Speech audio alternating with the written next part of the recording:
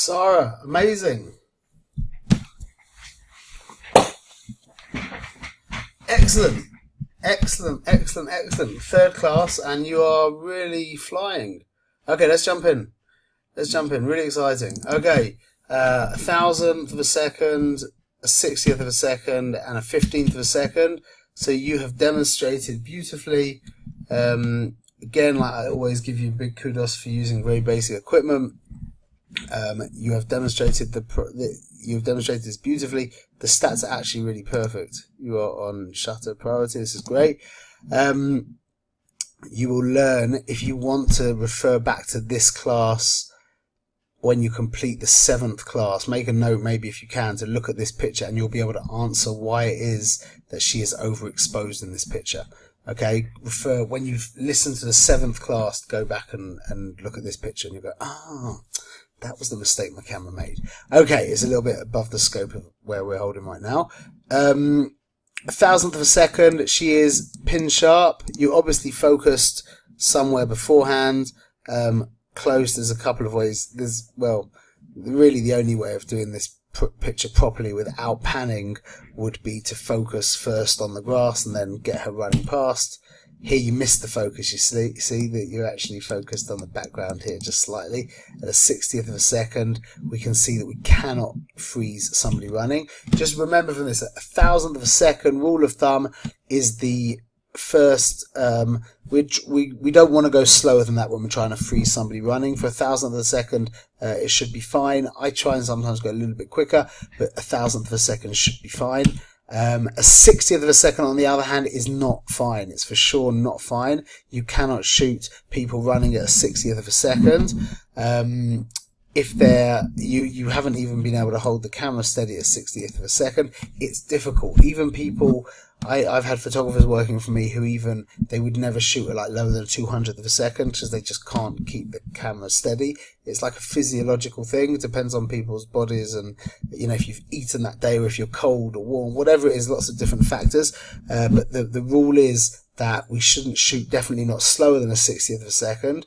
Ideally at 200 something, but a 60th of a second does not capture action. Unless you want to give some kind of movement, which is rare, it does not capture action. So keep that in your mind, file that away, and make sure that you're aware of that for the future. Okay, and all the more so, a 15th of a second, for sure, can't cut any kind of movement whatsoever. Again, unless you're trying to show movement. Like I took a picture the other day of a hustle and Carla standing there, and there were like reeds underneath them blowing in the wind, and I tried to I used a slow shutter speed. Maybe I'll quickly show you the picture.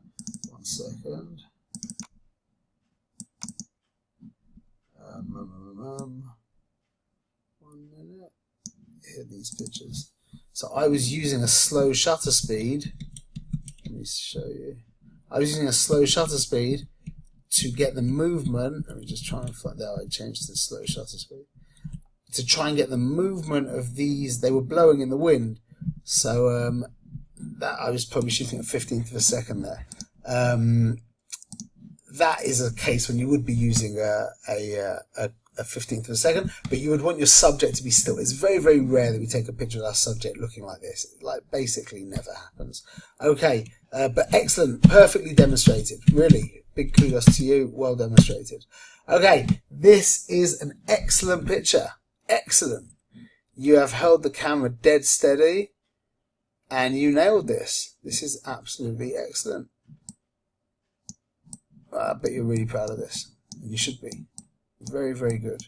Really, well done. Well done. It's very rare that somebody holds the camera so steady.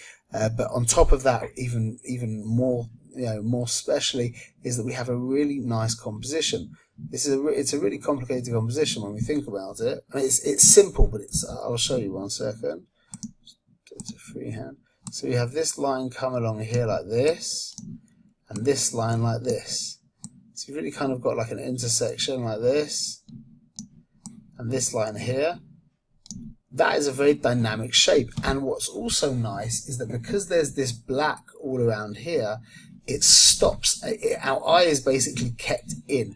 This is the direction, And the overall composition, the underlying geometric structure, as you learned, is very powerful. It's like a bow kind of moving in. It's very dynamic. And then the fact that we've got all these wacky lines and all these textures and colours, and excellent. Great shot. Really great shot. That's a big pat on the back.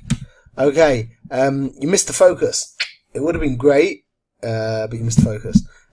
But you've demonstrated the point. Well, you really well demonstrated the point. Just you missed the focus. Just remember, just what we can learn from this is you just missing focus is the worst. Do you know how many times I've had pictures where I've looked at, the picture was great, and you're just like, ugh, I just missed the focus, just a little bit off, and the picture nowadays, it's like we're so used to perfect imagery that you have to be aware of that. We have to be aware that there's no reason not to be taking perfect pictures. I was just explaining to somebody else, a perfect picture does not mean that it's an award-winning, even portfolio picture. It just means that you can't fault it for what you were taking pictures of there and then with what was available to you. You couldn't have done any better, basically. Not that you could have done any better. The actual picture that you took is faultless, okay? It doesn't mean that it's a masterpiece or that it's for a competition or that it's even for your portfolio. It doesn't. But it should be what we're striving for. There shouldn't be anything crazy in the background that shouldn't be there. Composition should be tight. There shouldn't be extraneous space. There shouldn't be, it should be sharp, well exposed, etc., etc., etc. So those are like the prerequisites for good photography, okay? So you did demonstrate the point, however, you just missed the focus. So unlucky with that one. You can try again. Do another one if you want, and you can upload it if you like. Okay, this is great. This is the spinning picture. Yeah, you're at 60th of a second, but you still get the spin. It would have been better a little slower. However, even at 60th, you weren't holding it so tight, so steady. What you can do to try and hold the camera a little steadier is by pushing the camera back against your face. You learned about that, the steady pose. If you're on a roundabout and you spin quickly, then that should help you kind of stabilize the camera a little bit. And I don't know if you have a different lens. Do you have a wider angle lens? I'm just looking over here to see if you have a wide angle lens. Doesn't seem that way. But this picture would definitely be more effective as a wide angle for sure, 100%. Okay, nice one though. And this is your panning picture. You did well here. You did really well. This is very difficult. It's very difficult. I would crop in a little bit. Just please remember that post-production is not in any way cheating, okay? You should feel free to crop in and do as you wish to the pictures. I do want you to always make sure that you leave the metadata. That's very important. So be careful if you do anything in Lightroom. But Lightroom is just as important a part as photography, like post-editing, post-processing now, is just as important a part of photography as what lens you use, what camera you use. It's absolutely part of photography nowadays, and anyone that says different to that is mistaken. It really is part of photography. Okay, excellent. Well done with all the homework. Now, let's look at a photo shoot. Okay, this is... so all the pieces are beautiful. The one thing that's a little off is that her pose is a little bit off.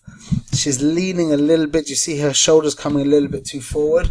So that really is the picture. So that does detract from the image. It's difficult to rave about this picture. Otherwise, I would like to rave about this picture. Your stats are good. I don't know if you've got the 50mm. Oh, you do have the 50mm. But we're not that far anyway, so we're going to leave that out. The next, you're in class 3. Class 4 is when you start learning with aperture, and you'll be able to make some quick changes that will really improve this picture. You've nailed the exposure. What are you in? You are in shutter priority. Very good. This is really good stuff for class 3. You're doing exceptionally well, and you will look back at this picture in, let's say, a couple of weeks, 3 weeks, and you'll be thinking, oh, why didn't I just do that? And why didn't I just do that? And that would make a very big difference. The basic key is going to be using a wider aperture, which would make this blurrier, and moving your subject a little bit further from the background. Okay, but like I said, her pose is just a little bit off. I think it would be nice if she was up a little straighter, maybe bringing her arms in, something like that. The tensions of the image, though, let's just talk about this for a second. Our point of entry is her face here. We've got very interesting because we've got a line coming this way, we've got a tension moving this way, and we also have a tension moving this way. So the actual graphics of this picture looks like that. And that is a very balanced image. That really is a very balanced image. Excellent. Okay, well sensed. Good. Okay, this is cute. What I would be thinking in this situation here is this wall, although it's very busy, is graphically, in my opinion, not very beautiful. And I would be trying to minimize it. It's too bland. When you've got a difference between these, if you've got nothing else going, you can maybe make use of that. But when you've got these kind of colors, you're like, wow, what I would be doing here for this picture is I would be coming all the way around here and using these. I mean, I don't know what's in the background there. If there's like a trash can, it wouldn't work. But if I would come around here and use all of this green and pink and white and red to create like a border around like a frame and just have her face very much cropped in. It's a lovely pose. I would just, again, I would be coming from this direction. I would be trying to get rid of as much of this stuff as possible. Okay. This is a nice shot. You see, it's now minimal a little bit. The pose is very nice. The light on her face is good. One of the big things that we're going to be learning is keep your subject far from the background, okay? The further from the background, the better generally. But yeah, like I was saying, think a little bit more linearly.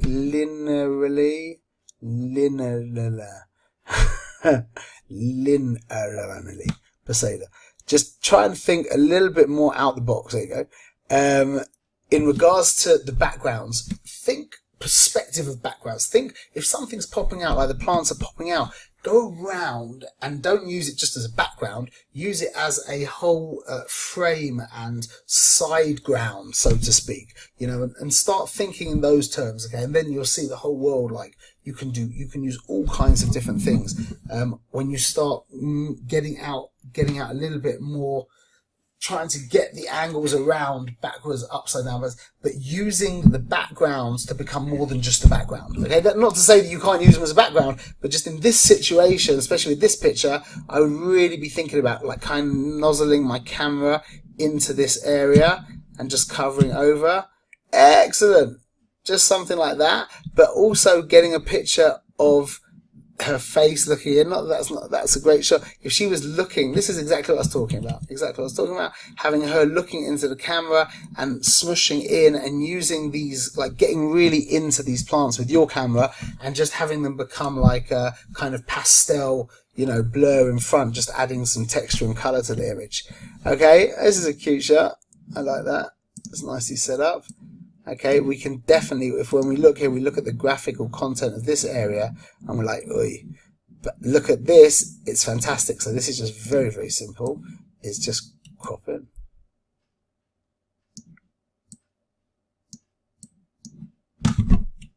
Like that. I would maybe a teeny little bit more over here.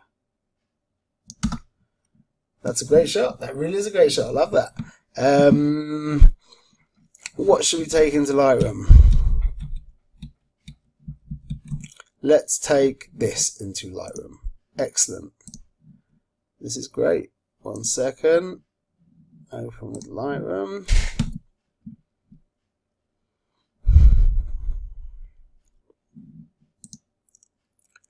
Okay, now what I'm thinking immediately is this is the picture. Okay, this is context in the background, but this is the picture, and this is what I want to be concentrating on. I want to brighten her skin here. Excellent, that already made a nice difference. So iris enhance. Don't want to add a little bit of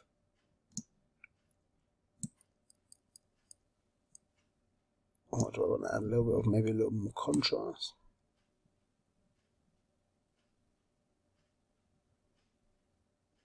There we go. And let's see what we can do here too. Let's just make sure we can see our pin. Move this over here. This is our radial filter.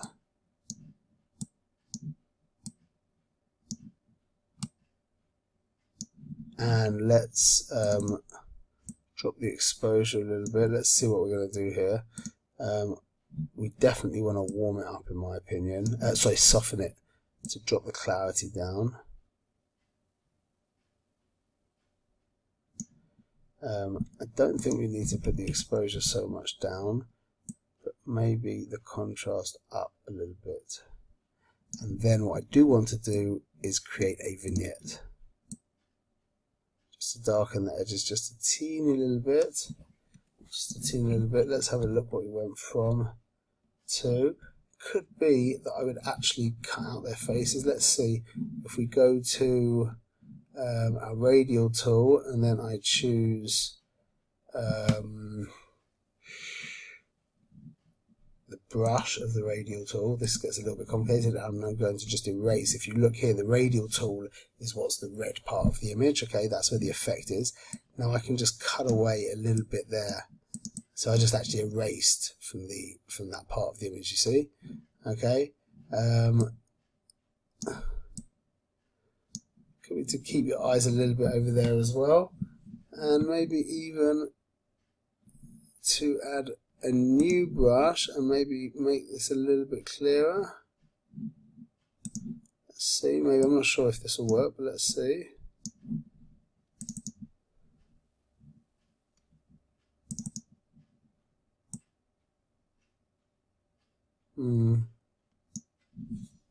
A teeny little bit brighter. Let's have a look. Went from here to here. Okay. More the dramatic improvement was over here. This, I'm not sure if I would even remain like that, but I think I probably would. I like this picture very much. Really a great shot. Well seen, well planned, well created. Fantastic. You're doing really, really well, and looking forward to seeing what you do for us next week. Okay, all the best.